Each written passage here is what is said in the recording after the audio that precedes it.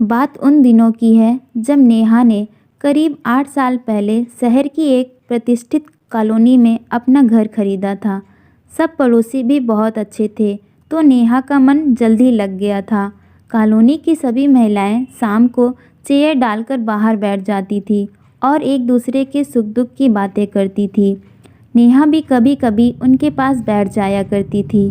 कुछ आंटियों के बेटों की शादी हो चुकी थी, तो वे अपनी बहुओं की चर्चा भी कर देती थी कि हमारी बहू तो हमारा कहना ही नहीं मानती, हमसे बिना पूछे मार्केट में चली जाती है, कभी सिनेमा हॉल में भी चली जाती है, अपने दोस्तों के साथ, और हमसे ज़्यादा बात ही नहीं करती।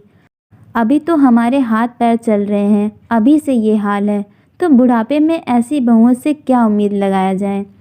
सच में ज़माना कुछ ज़्यादा ही रफ्तार पकड़ चुका है। खैर, जो होगा देखा जाएगा। उन लोगों की टोली में सरिता जी भी बैठी थी। उनका बेटा भी शादी लायक हो चुका था। जब भी वे दूसरी महिलाएं उनकी बहुओं की चर्चा करती, तभी सरिता जी उन्हें बीच में ही टोक दिया करती थी और कहती, शायद आप भी अपनी बहुओं से अच्छा बर्ताव नहीं करती होंगी, तभी तो बहुएं आप लोगों का कहना नहीं मानती। देखना, जब मेरे बिट्टू की शादी होगी और मेरे घर बहू आएगी, तो मैं रख कर दिखाऊंगी आपको बहू कैसे रखी जाती है। मैं तो अपनी बहू का पूरा ख्याल रखूंगी और जो भी वो करना चाहेगी सब करने दूंगी। जैसे मैं अपनी बेटी को प्यार करती हूँ और उसकी सारी जिद और इच्छाएं पूरी करती हूँ, ठीक ऐसे ही बहू को भी पूरा सम्मान दूंगी, क्योंकि वो भी किसी की बेटी ही है ना।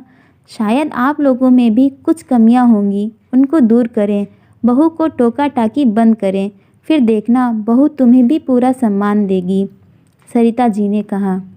सभी मुंह बनाती हुई वहां से कहते हुए अपने अपने घर चली गईं कि जब तुम्हारी बहू आएगी तब देख लेंगे तुम कितना प्यार देती हो अपनी बहू को। अगर किसी की निभ जाए तो अच्छा ही है, हमें क्या परेशानी है।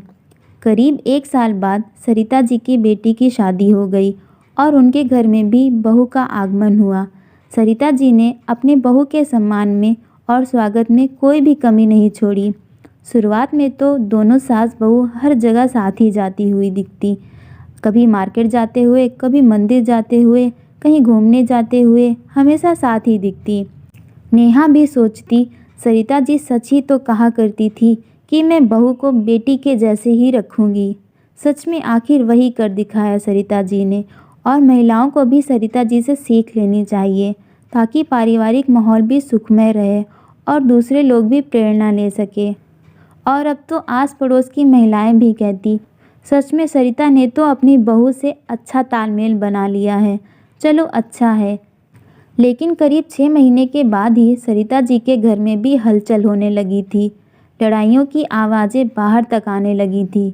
दोनों सास बहू में महाभारत शुरू हो चुका था।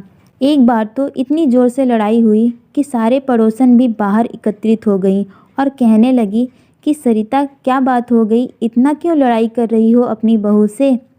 तभी सरिता जी कहने लगी, आप लोग सही कह रही थी, आजकल की बहुएं ऐसी ही होती हैं। देखो ना कैसे मेरे सामने जुबान चला रही है और कह रही है कि मैं अपने कॉलेज की सहेलियों के साथ घूमने जा रही हूँ मनाली। बताओ, अब ये कोई लड़की थोड़ी है, आखिर बहू है घर की, ऐसे थोड़े चलेगा। इतनी छूट तो नहीं दे सकती ना मैं। बेटा भी घर नहीं है, वो भी अपनी ऑफिस मीटिंग के लिए बाहर गया है और इन मैडम को मज़े करने की पड़ी है। आप लोग ही बताएं, क्या ये सही बात है। तभी वे सब कहने लगी, बहू तो बेटी जैसी है ना, तुम्हारे लिए तो जाने दो ना, इतना क्यों झगड़ रही हो। तुम हमें तो बड़ा संस्कारों के पाठ पढ़ा रही थी, अब पता चला कथनी और करनी में बहुत फ़र्क होता है सरिता। सच कहें, तुम भी अपनी बहू को बेटी न बना पाई। नेहा तो यही सोच सोच के हैरान थी, क्या ये वही सरिता जी हैं जो बाकी महिलाओं को उनकी बहू की बुराई करने से रोकती थी। आज वही सरिता जी ने अपना तमाशा पूरे मोहल्ले में करवा लिया। बहू को बेटी मानने वाली सरिता जी की सोच बहू के आने के चंद दिनों बाद ही कैसे बदल गई।